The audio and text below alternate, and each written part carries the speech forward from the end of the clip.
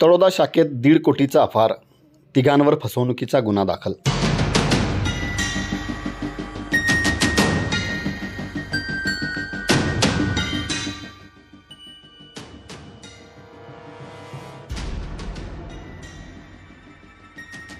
धुळे व नंदुरबार जिल्हा मध्यवर्ती सहकारी बँक तळोदा शाखेत सुमारे 1.5 कोटी रुपये अफार केल्याचा प्रकार उघडकीस आला आहे। या प्रकरणी शाखेतील तत्कालीन 3 कर्मचाऱ्यांवर फसवणूक, बनावट कागदपत्रे तयार करणे आणि संगमताने आर्थिक गैरव्यवहार करण्याचा गुन्हा दाखल करण्यात आला आहे। शाखेतील कर्मचाऱ्यांनी 89 सभासदांच्या नावाने बनावट कागदपत्रे तयार करून खोट्या सह्या घेतल्या आणि त्यांच्या नावावर पीक कर्ज मंजूर करून रक्कम स्वतःच्या फायद्यासाठी काढली। या प्रकरणामुळे एकूण 1,91,52,090 रुपयाचा अफार झाल्याचे उघड झाले। यातून 1.5 कोटी रुपये अजूनही वसूल करण्यात आलेले नाहीत। गुन्हा दाखल झालेल्या कर्मचाऱ्यांमध्ये पुंडलिक पंढरीनाथ मराठे, इस्माईल खा, बुरहान खा पठाण आणि जयराज धानका यांचा समावेश आहे। या तिघांनी संगमताने हा गैरव्यवहार केल्याचे स्पष्ट झाले आहे। सदर प्रकरणाचा तपास पोलीस निरीक्षक किरण कुमार खेडकर यांच्या मार्गदर्शनाखाली सुरू आहे।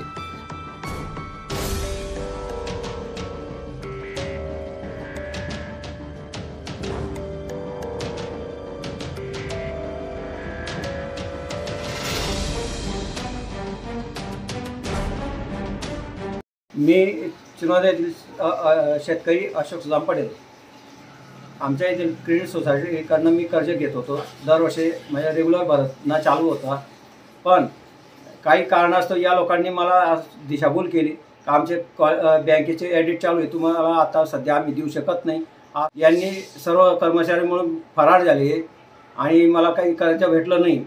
मग मी बँकेत गेलो तेव्हा मला समजलं की माझ्या नावाने कर्ज काढून घेतलं या लोकांनी। मग भरतभाईंकडे गेलो मी, भरतभाईंना सांगितलं, भरत तपास करून तुम्हाला सांगणार आहेत असं। पण नवीन कर्जाविषयी विचारलं तर तुमचे निकाल जोपर्यंत लागत नाही तोपर्यंत आम्ही देऊ शकत नाही, हे उत्तर मला मिळालं आहे।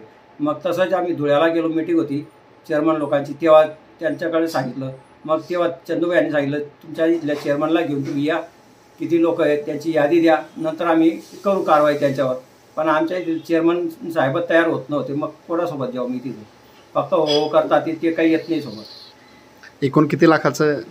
माझ्या नावाने 2दा पैसे काढलेत त्यांनी, म्हणजे एकदा 2,35,000 पॅन कार्डवर, आधार कार्डवर 2 लाख। तसे आमचे मोठे बंधू हे सभासद नसताना त्यांच्या नावाने 2 लाख, एकदा 2,20,000 असे काढलेले। एकूण रक्कम 8 लाखाच्या आसपास जाते ती। तर असे आमच्या कमीत कमी 20 ते 25 शेतकरी असतील असा माझा अंदाज आहे।